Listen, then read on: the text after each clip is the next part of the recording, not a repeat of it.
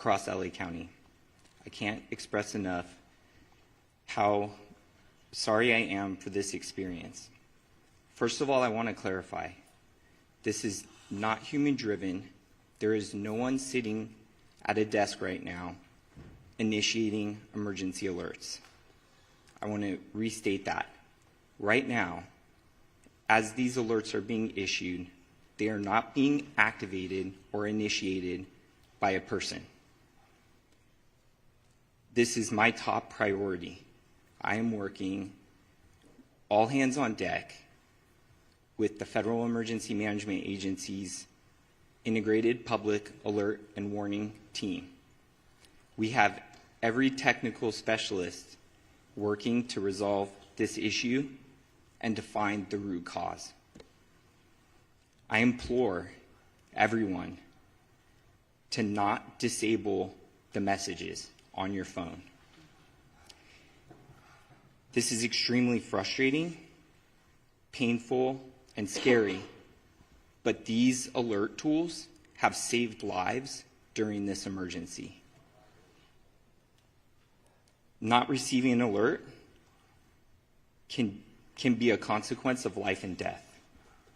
As we continue to work on the root cause, I ask everyone that gets an alert to verify if they are in an evacuation warning or order to go to alertla.org, lacounty.gov/emergency, or dial 211 for assistance. The mapping is accurate on where evacuation warnings and orders exist. Again, this is my top priority.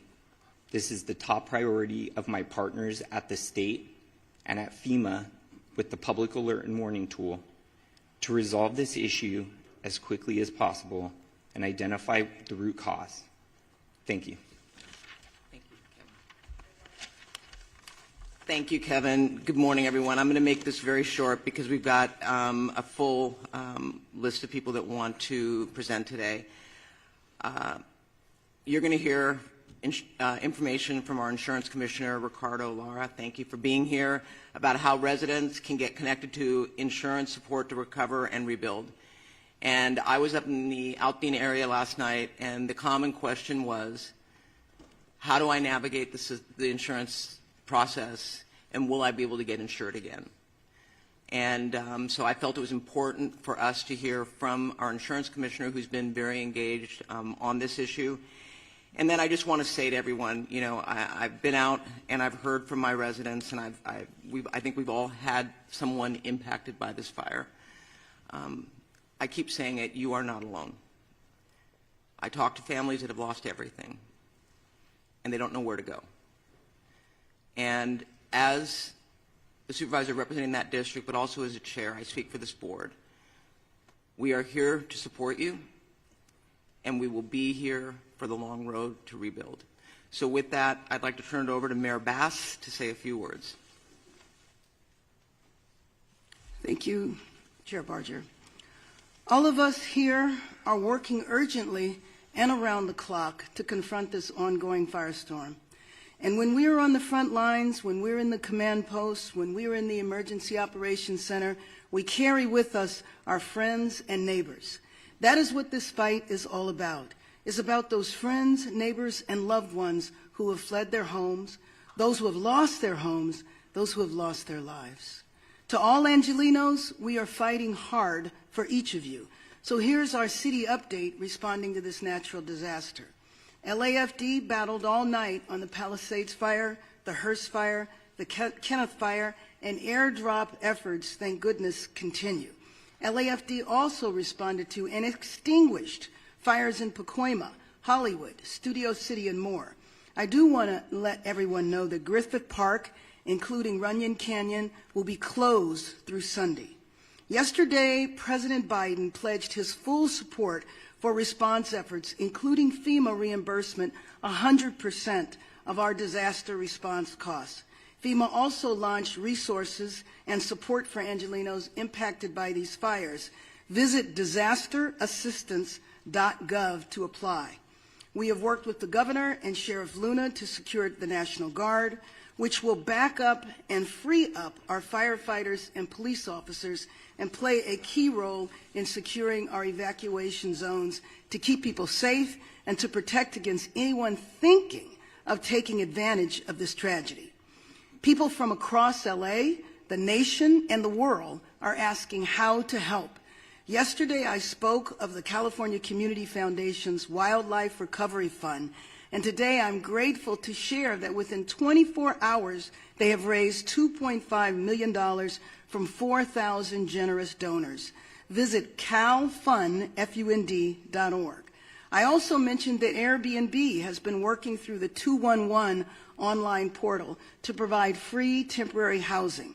Now, the demand has been extremely high, and Airbnb has increased their commitment to providing emergency assistance for now 25,000 evacuees, first responders, and others impacted by the fires. Visit 211la.org to get connected. With so many homes and businesses lost, we are already putting plans in place to make sure that we aggressively rebuild. My office is leading the city effort to clear the way. Red tape, bureaucracy, all of it must go. This will be an enormous undertaking, but we will be ready for it because we will not rely on the old way of doing things. For this recovery, we will have, like we have done in other areas, we shake up the system and move forward with new strategies and policies. I don't believe that there is anything that Angelenos cannot do if we stand together. Thank you. Now I'd like to introduce LA County's 3rd District Supervisor, Lindsay Horvath. Good morning. I want to first start by thanking our first responders who were focused in the Topanga region yesterday and responded swiftly to the Kenneth fire. Incredible action from firefighters who are giving multiple fires absolutely everything they've got. Initial reports led our department to serious concerns, but we have the absolute best, most experienced teams leading our efforts, and even with the most challenging circumstances and terrain, they have been able to deliver. Next, I want to express my deep frustration with the alert system that is causing confusion and additional panic for our communities at this time of extreme crisis. Whatever the cause, it is unacceptable, and it is being addressed now by the county's Office of Emergency Management, as Director McGowan described. We'll be investigating what happened, how, and why at every level in our exhaustive after-action process to ensure it is corrected. There is a reason why we have redundancies in our communication system. Crises require them. Please sign up for alertla.org, visit emergency.lacounty.gov, and tune into local radio and TV. Our LA media partners have done an incredible job getting the word out, and it's why we hold these press briefings. In terms of overnight updates in the communities I represent, we had a small brush fire of under 5 acres in Pacoima that the fire department knocked out quickly, and we thank them for their bravery and their swift action. The fires continue to have air quality impacts throughout the Los Angeles County region. A smoke advisory has been extended through Friday. To limit exposure, please remain indoors as much as possible, avoid outdoor physical activity, and run your air conditioner or air purifier if you have one. The Department of Public Health's Chief Deputy, Dr. Anish Mahajan, is here and can help answer questions about air quality. The strength and resolve of Los Angeles County residents, as well as our extraordinary first responders from every level of government, as well as our private citizens from across the country and right here in our own county, will be the way we get through this unimaginable tragedy. Thank you. I'd now like to welcome up LA County Fire Chief Anthony Maroney. Thank you, Supervisor. So good morning. The Eaton Fire, current estimated acreage, 13,956 acres with 3% containment. We still have 4,000 to 5,000 structures that may be damaged or destroyed. Once we do our damage inspection reports, we'll get a more accurate number for you. We currently have 1,527 firefighting personnel remaining assigned to this incident. The LA County Fire Department is in unified command with the U.S. Forest Service, the LA County Sheriffs, along with the Pasadena, Arcadia, Sierra Madre Fire Departments, and the Pasadena Police Department. Yesterday afternoon, the fire in Eaton Canyon did make a push towards historic Mount Wilson. This observatory is okay thanks to the efforts of the firefighters and observatory staff, and no buildings have been destroyed at Mount Wilson. A firefighter did suffer a significant fall injury yesterday at the Eaton fire. He remains hospitalized. He's resting comfortably, and he's in stable condition and expected to make a full recovery. The cause of the fire remains unknown, and we will advise the media once we get the cause determined. We are appreciative to our many mutual aid partners from out of state for providing assistance to Los Angeles County in our time of need. Thanks to the increased number of resources assigned, the region is in a much better posture than we were earlier this week. And I have been advised that mutual aid resources from Canada are arriving now. The National Weather Service predicts that the red flag will continue through Friday, or continue today through 6 p.m. However, our priority is also going to be to prepare for the next red flag event that is predicted to begin on Monday. I would also like to provide a brief update on the Kenneth fire that erupted yesterday near the Victory Trailhead at the border of Ventura and Los Angeles counties. Thanks to the quick action of first responders and aerial assets, the fire has been stopped. It's currently at 1,000 acres. We have 35% containment, and no structures are reported damaged or destroyed. One important topic I want to talk about is that we did have a drone incursion yesterday at the Palisades fire. Unknown exactly what time this small drone hit the wing of our CL-415 Super Scooper aircraft that we currently have on contract from the province of Quebec. The pilots were unaware that they hit the drone. It wasn't until they landed at Van Nuys Airport that the maintenance staff noticed that there was a fist-sized hole in the leading edge of the wing inboard of the landing light. That Super Scooper will be prioritized for repair 24/7. It should be flying Monday. We only have 2 of them. Everyone should know, all of your viewers, flying a drone in the fire traffic area is not only dangerous, but it's illegal. We do have our federal partners behind the scenes are going to be implementing procedures to be able to follow drones in our 2 large fire areas, and they will be able to identify who the operator of that drone is. The most important thing to know is that if you fly a drone at one of these brush fires, all aerial operations will be shut down. And we certainly don't want to have that happen. Before I close, I would like to thank Supervisor Barger and Horvath for their unwavering support and leadership. I would also like to acknowledge the tireless efforts of first responders who continue to place themselves in harm's way to protect our residents and property. Thank you. I would now like to bring up Fire Chief Kristen Crowley of the Los Angeles City Fire Department. Thank you, Chief Maroney. So I'll just be providing a brief update of the overnight operations of our fires. So Palisades fires. This fire was currently tracked at 20,438 acres with 3,073 personnel assigned. Crews worked very, very hard overnight, strengthening our containment lines and addressing multiple spot fires in and around the Topanga Canyon area. Resources responded to the area included our air assets to aid in the containment efforts. Due to the favorable overnight weather conditions and the diligent, and I'll focus on the diligent work and effort and commitment of our first responders, we can report that the Palisades fire is now 8% contained. Wind gusts are expected to increase in daylight hours that will test our containment lines. Our firefighters will continue to respond to any flare-ups and increase our containment lines. Evacuation orders remain in place. The Hearst fire, due to more accurate mapping and acreage, has been updated to 771 acres with 37% containment. All evacuation orders and warnings have been lifted. The Kenneth Fire. Forward progress has been stopped with 35% containment at 1,000 acres. All evacuation orders and warnings within Los Angeles City have been lifted.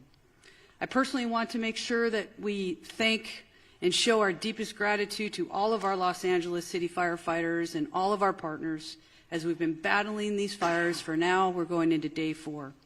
Thank you to LAPD for assisting us in keeping our communities safe.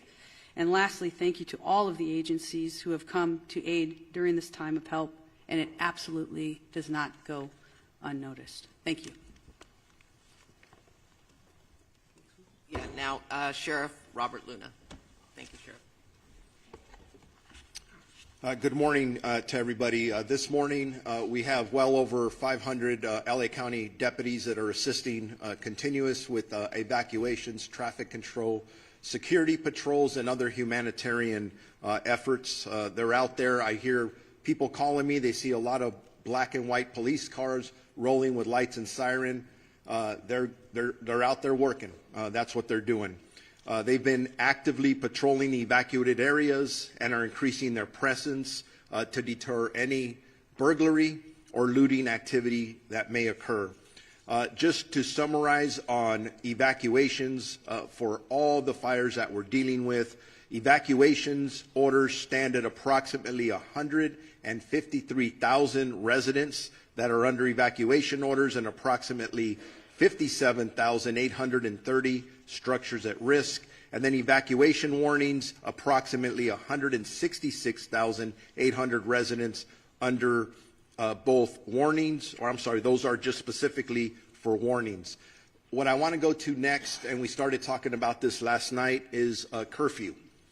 A curfew order has been established for the Palisades and Eaton fire areas in all mandatory evacuation zones.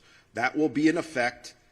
It was in effect last night, and it's going to be in effect tonight at 6 p.m. So it ended at 6 a.m. this morning, will take effect again until 6 p.m. I'm emphasizing that to our media partners because part of this is communicating to the public. You cannot be in these affected areas. If you are subject to arrest. That is important. We're not doing this to inconvenience anybody. We're doing it to protect the structures, the houses that people have left because we ordered them to leave, and I want them to feel confident that we are doing everything we can to secure that. This curfew will be strictly enforced and is being taken to enhance public safety, protect property, and prevent any burglaries or looting in the area that the residents have evacuated. The only people that will be allowed in these areas are disaster workers, okay? I just want to make that clear because we have other people trying to get in there. And by the way, media partners who have legitimate media credentials, yes, you may enter those areas unless it's very, very unsafe and somebody tells you not to for that reason. Again, just specifically, anyone found in violation of this curfew will be subject to arrest for a misdemeanor offense under LA County Code Section 2.68320, and conviction may result in a fine up to $1,000 or jail time. And I'm telling you right now, I know people talk about no bail, and I've given direction that if somebody's caught doing this, they are not going to get cited and released. They're going to get booked. We are not screwing around with this. We don't want anyone taking advantage of our residents that have already been victimized. The National Guard deployment. As many of you are aware, we asked for the National Guard. I'm very thankful to Governor Newsom and the State Office of Emergency Services that fulfilled that request. As of last night, we've had National Guardsmen assisting us. They arrived last night and deployed to the Eaton Fire area, and we're assisting with road closures and critical infrastructure protection. As additional Guard personnel arrive, and they will be in the next 12 to 24 hours, the Sheriff's Department will strategically coordinate their deployment with other partners such as the Los Angeles Police Department, Pasadena Police Department, Santa Monica Police Department, Azusa, and Arcadia. Those are the requests we have now. That may grow. We'll adjust as time goes on. I want to make sure that if anybody needs updated information on either evacuation orders or warnings or road closures, they go to lacounty.gov/emergency. And with that, I am going to be introducing Assistant Chief Dominic Choi from the Los Angeles Police Department. All right. Good morning. On behalf of the Los Angeles Police Department, I just want to extend our deepest sympathies to all those affected by our fires, and that includes many of our own LAPD officers who've lost homes and property in this fire, and they continue to serve these communities, and I appreciate all their work. I have a number of important updates for all of you today, and I'm going to start by an arrest that was made late yesterday afternoon. So yesterday afternoon, the Kenneth Fire started at the border of West Hills in the city of Los Angeles and Ventura County. At 4:32 p.m., we received a 911 call that a suspect was attempting to light a fire in the community of Woodland Hills and was being detained by residents. Officers from LAPD's Topanga area responded and took that. All right, this press conference from just moments ago, we're just watching LA City and county leaders give an update on these devastating wildfires happening in that area right now. Over 150,000 people currently under evacuation orders right now. I want to go over to the stats of two of the biggest fires that are burning in LA County. The Palisades fire, that's the largest fire burning. It's now 8% contained. 20,000 acres have burned. Also, the Eaton fire, that's in the Altadena, Pasadena area. That's about 40 to 50 miles away from the Palisades fire. 14,000 acres destroyed. 3 people have died in that fire. And now firefighters are saying it's about 3% contained. So let's go now to CBS News correspondent Elise Preston. She's in Santa Monica right now near the Palisades fire. Now, as we said, this is the largest of all the active fires burning in LA County. Elise, thank you so much for being with us. I hope you're staying safe. Can you first tell us where you are and what you're seeing from your vantage point? Liz, thanks for having us. As always, we are in Santa Monica, right above my right shoulder. You can see that is the fire. You can see that haze that's just kind of hovering over the community. Inside, we're not able to get a picture from inside and talk to you live because there's no signal. But inside, it looks apocalyptic. As they have been saying, there are thousands of structures that have been lost. This is the fire, one of the most treacherous fires that it's burning right now. This and the Eaton fire in Pasadena. It is absolutely heartbreaking. It's absolutely horrific. We've been showing you these pictures, this video all week. To see it up close is absolutely devastating, Liz. You heard from that press conference that they're telling people that they need to stay away. We are seeing more activity from law enforcement officials. They are now posted up and they are parading or patrolling around these neighborhoods. A lot of the people who are trying to get into these neighborhoods that I've spoken with, they're trying to get back in because they left their animals behind. So they were able to escape. Their family members were able to escape, but they don't know what has happened to their dog. They don't know what has happened to their cat.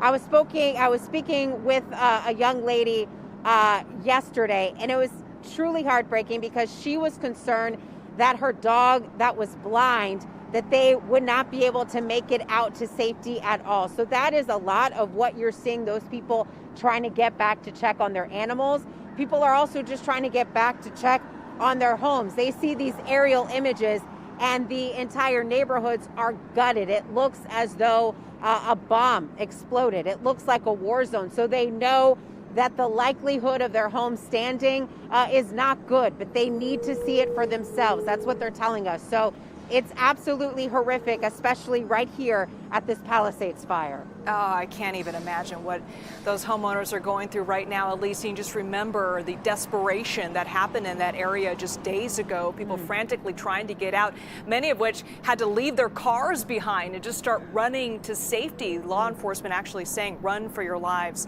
Elise, thank you so much for joining us in Santa Monica. We're going to check in with you a little bit later. All right, switching gears to the other top story that's happening right now. Donald Trump being sentenced for this hush money case in a New York City courtroom. Now, reminder for our viewers, Trump was found guilty for 34 counts of falsifying records related to hush money payments made to adult film star Stormy Daniels. That was back in 2016. Take a listen to just some of the remarks Donald Trump made to the court earlier this morning. I'm